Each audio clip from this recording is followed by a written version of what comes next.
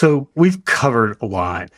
Is there something that you wanted to make sure that we talked about that we haven't covered yet? Yeah.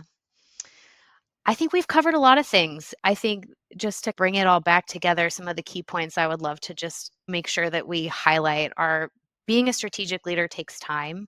You have to build that relationship. I think it comes from different ways, sitting in on meetings, going to your industry events, talking to your leaders, showing your value, showing up to the meetings that you need to be at, whether you're invited or not. I know an HR business partner who shows up to meetings and she says, I think you forgot to send me the invite, but I'm here now. So it's all good. Showing up to the table and earning that seat, keeping that seat by adding value, reminding people we're all on the same team. Let's all row together to try to get to this place. And one thing that we didn't really talk about that is part of that, well, we did talk about a little bit, but just to touch on it more specifically is the coaching of the leadership. And one thing that I find very valuable and that I took away from the program was how to coach leaders. And that for me comes from having conversations, having time with them so that you can have the time to do that coaching, but it's through asking thoughtful questions for me. That's how I find I'm able to influence the most. If you come in as HR and you say, here's how I think we need to handle this, people will say, well, no, I think we should handle it this way.